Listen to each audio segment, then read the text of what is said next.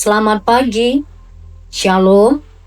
Kembali bersama di dalam renungan pagi hari ini, Jumat 20 Februari 2026. Siapkan hati kita berdoa. Maha besar Engkau Allah yang kami sembah di dalam nama Yesus Kristus, Tuhan dan Juru Selamat pribadi kami, Tuhan dan Juru Selamat dunia. Firman-Mu akan kami dengarkan. Kami memohon supaya kuasa Roh-Mu berbicara kepada kami lewat firman-Mu. Amin. Pagi ini firman Tuhan dari surat Paulus kepada jemaat di Roma pasal 1 ayat 8 sampai 17. Saya baca, saya fokus khusus di ayat 17 saja. Sebab di dalamnya nyata kebenaran Allah yang bertolak dari iman dan memimpin kepada iman, seperti ada tertulis, orang benar akan hidup oleh iman. Orang benar akan hidup oleh iman. Itulah yang menjadi tema renungan bagi kita pada pagi hari ini. Cuma Tuhan Bapak Ibu, Roma pasal 1 ayat 17 ini sebenarnya merupakan salah satu ayat yang paling krusial di dalam perjanjian baru. Ayat ini sering disebut sebagai jantung dari teologi Rasul Paulus dan menjadi pemicu utama sebuah gerakan reformasi Protestan melalui pemahaman Martin Luther. Di dalam sejarahnya kita paham. Dikatakan tadi, sebab di dalamnya nyata kebenaran Allah yang bertolak dari iman, memimpin kepada iman, sebab ada tertulis orang benar akan hidup oleh iman. Kebenaran Allah yang bagaimana yang dimaksud? Kebenaran yang dimaksud di sini adalah bukan sekadar sifat Allah yang adil dan menghukum yang bersalah.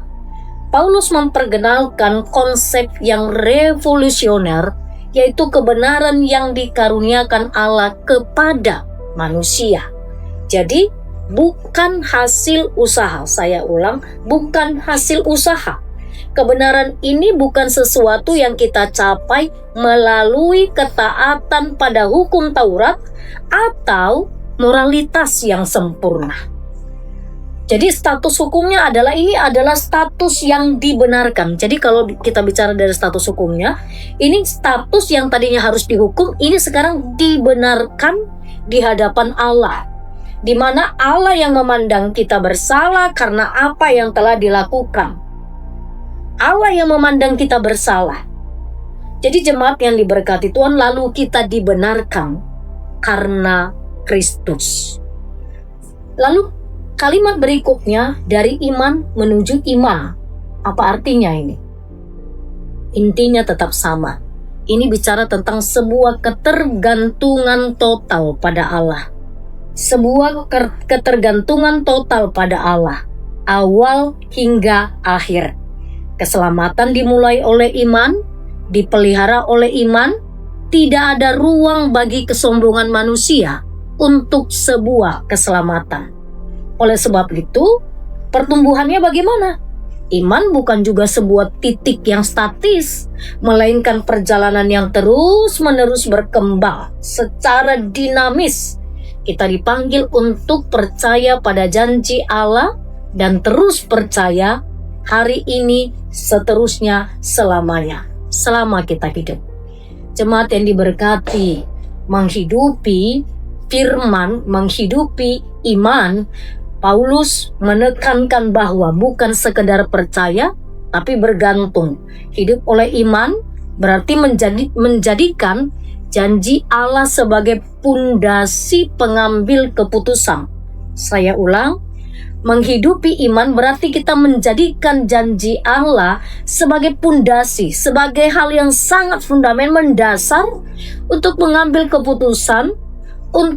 keputusan sebuah tujuan hidup kita. Jadi, dengan iman juga kita ini bicara tentang bagaimana kemerdekaan kita dari ketakutan. Jika kita dibenarkan karena iman, kita tidak lagi hidup di bawah bayang-bayang ketakutan akan penghukuman. Kita hidup sebagai anak-anak yang dikasihi, bukan budak yang takut pada majikannya, tapi sebagai anak yang dikasihi. Mari lewat firman Tuhan pada pagi hari ini, jemaat Tuhan, jangan lagi kita merasa kegiatan agama kita, ibadah-ibadah kita dalam rangka menyuap Tuhan dengan perbuatan baik agar kita merasa layak dikasihi. Sama sekali tidak. Roma 1 ayat 17 ini mematahkan konsep berpikir yang demikian. Kita tidak melakukan kebaikan agar menjadi benar, tapi kita melakukan kebaikan karena kita telah dibenarkan oleh anugerahnya. Kebenaran adalah hadiah yang diterima dengan tangan terbuka.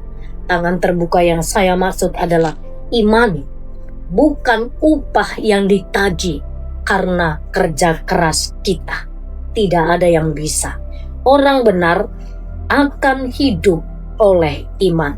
Hidupilah iman kita, kerjakanlah keselamatan kita. Amin. Kita berdoa. Kami kembali bersyukur kepadamu ya Tuhan. Pagi ini kami sudah mendengarkan firman-Mu. Betapa berharganya kami ketika kami menjadi orang yang percaya kepada Kristus. Kami adalah orang yang memiliki status secara hukum dibenarkan karena iman. Biarlah setiap kami yang telah dibenarkan hidup di dalam kebenaran. Setiap kami yang telah diselamatkan mengerjakan keselamatan kami. Setiap waktu dimanapun kami berada, di tengah keluarga kami, di rumah kami, di dunia kerja, dimanapun Tuhan menaruh kami. Pagi ini segala aktivitas kami serahkan kepadamu. Tuhan tolong, Tuhan berkatilah kami, supaya segala aktivitas kami yang berkenan bagimu, buatlah berhasil. Pagi ini kami menyerahkan seluruh anak-anak kami ke dalam tangan kasih Tuhan.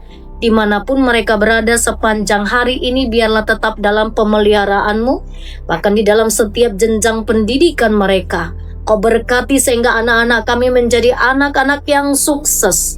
Anak-anak yang punya hati takut akan Tuhan, berkemenangan di dalam Engkau. Mereka yang sedang mencari pekerjaan, berbelas kasihlah Engkau memberikan pekerjaan kepada mereka. Pagi ini kami menaikkan syukur kepadamu atas jemaat Tuhan yang berulang tahun pernikahan. Ada keluarga Bapak F. Silaen Inang Boru Simanjuntak. Hari ini genap usia pernikahan mereka 6 tahun. Ada keluarga Bapak Donald Sibarani Inang Boru Silaban. Hari ini usia pernikahan mereka genap 13 tahun. Berkatilah mereka, bertambah usia pernikahan, bertambah kebahagiaan, bertambah kesehatan, bertambah-tambahlah hati yang takut akan Tuhan. Pagi ini kami menyerahkan terus jemaat-Mu yang mengalami kelemahan tubuh.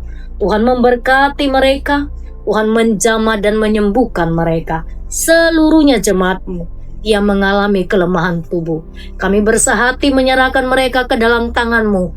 Jamah dan sembuhkan di dalam nama Tuhan Yesus. Terima kasih Bapa, di dalam nama-Mu kami berdoa. Amin.